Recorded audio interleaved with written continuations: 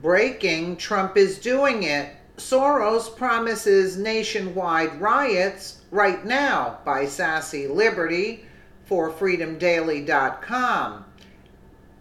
As yet even more evidence mounts demonstrating the significant anti-Trump bias existence among Robert Mueller and his special counsel team in their Russian collusion witch hunt, yet another person within the FBI ranks bites the dust. This time, it's James Baker, the FBI's leading lawyer, and also considered widely to be a confidant of disgraced former FBI Director James Comey. Baker will be reassigned from his current post, marking the first major personnel change by current FBI Director Christopher Wray since he took over the Bureau. News of Baker's removal from his post came just hours after FBI Director Andrew McCabe delivered private testimony before the House Intelligence Committee. Wray made a woeful, transparent attempt to spin the reassignment as an effort to bring in new blood, quote, as the Bureau's reputation rests in tatters over the bombshell revelations of startling bias influencing two high-profile investigations involving President Donald Trump and Hillary Clinton. Baker formerly oversaw the Bureau's Office of General Counsel and was the subject of a leak investigation during the summer of 2017 after Attorney General Jeff Sessions ramped up efforts to contain leaks both within the White House and within its own national security apparatus. He was considered to be the top suspect in an interagency leak investigation. According to multiple sources, Baker has played a key role in many major cases handled directly by the FBI, as well as many policy debates in the recent years. Of note, Baker was part of the FBI's unsuccessful attempted to further strip Americans of their Fourth Amendment rights in their unsuccessful battle with tech giant Apple over the growing use of encryption in cell phones. President Donald Trump and his political allies have sworn to clean house at the FBI in the wake of what many consider the Bureau's disgraceful handling of both Hillary Clinton's email investigation and, more recently, the Trump-Russia probe. Baker is also considered to be a very close friend of Comey. Comey previously asked Baker to serve as his general counsel, and the two men were colleagues at both the Justice Department and also at investment management firm Bridgewater Associates. Comey took to social media in his public defense of Baker, with claims Baker had been attacked for partisan gain. Sadly, we are now at a point in our political life where when anyone can be attacked for partisan gain, James Baker, who is stepping down as FBI General Counsel, served our country incredibly well for 25 years and deserves better. He is what we should all want our public servants to be. Yeah, another snake in the grass like you, Comey.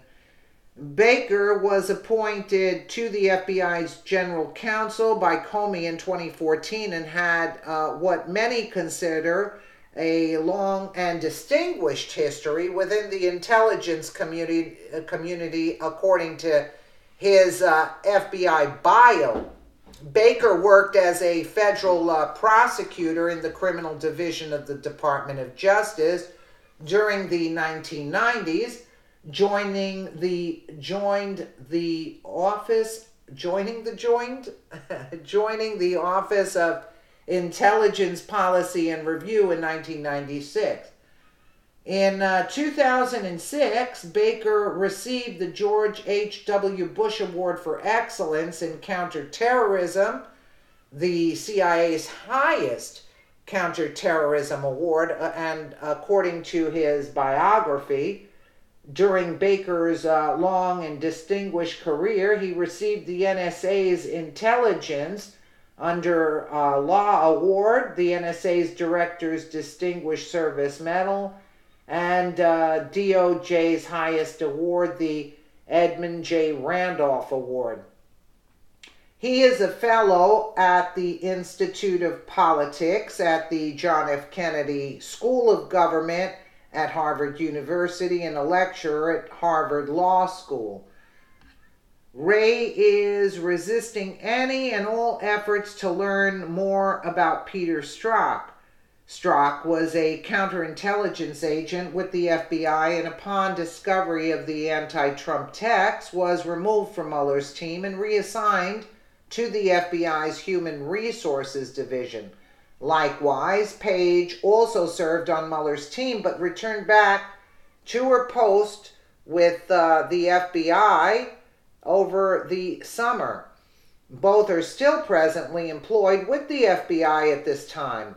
When asked directly what exactly was meant by the, quote, insurance policy text message and whether it referred to McCabe, a spokesperson with the Justice Department refused to comment, stating they were unable to comment on their text nature, but that Strzok was cleared to be interviewed by Congress directly. Now the left is in full meltdown mode in their attempts to do damage control as the fruits of their dirty dealings continue to be revealed. Oh, what a tangled web we weave. I like that. The Hill published a nearly hysterical narrative proclaiming to one and all that if Special Counsel Robert Mueller is fired as a result of this, then that is an impeachable offense. The article also accuses pro-Trump Republicans in Congress of waging an orchestrated political war against the FBI, despite the fact that President Trump has emphatically and repeatedly stated he has no intention of firing Mueller. The mainstream media continues to wring their hands and screech incoherently at anyone who will listen that President Trump telling Mueller you're fired is imminent. It is worthy to note that Baker's abrupt departure comes just a short 6 months after the leaking scandal and mere days after Attorney General Jeff Sessions instructed DOJ prosecutors to begin asking FBI agents for explanations regarding evidence pertaining to a dormant criminal investigation into the controversial Uranium One deal linked directly to Bill and Hillary Clinton. Meanwhile, despite stark evidence to the contrary, the left continues to maintain that there was indeed significant bias in the FBI that existed prior to the 2016 presidential election, except it was towards President Donald Trump. The Hill states the big truth is that to the degree that there was bias in the FBI before the 2016 election, that bias was in favor of Trump and demonstrated by Comey's intervention in the final days of the campaign. Yeah, facts. They are not so good with those. It continues here. The real issue regarding obstruction of justice is whether the president repeatedly fired those investigating the Russian attack against America, that intelligence, counterintelligence, and law enforcement unequivocally state has happened and continues today. It seems the Soros-funded propaganda is working overtime in order to mislead and misinform the American public. Many on both sides predict a violent clash is inevitable. The left claiming if Mueller is fired, violence will ensue, except since the election of Trump to office, many have already fallen victim to left-wing violence in Boston, Durham, Charlottesville, Portland, Seattle, Chicago, and many other places from the likes of Antifa, Black Lives Matter, and other Soros-funded organizations. The right is claiming they can only be pushed so far before they will strike back, many citing impeachment proceedings against President Donald Trump as the straw that might break the proverbial camel's back. Absolutely. Like, enough is enough, and let's blame those that are responsible for violence, right? And look at the Comey, all proud and cocky there, like he's untouchable, just like Hillary. But you know something? They know that the trail, the bread trail, the crumbs are leading right back to these corrupt individuals, and they will be caught. Absolutely, because everything is slowly but surely coming to light.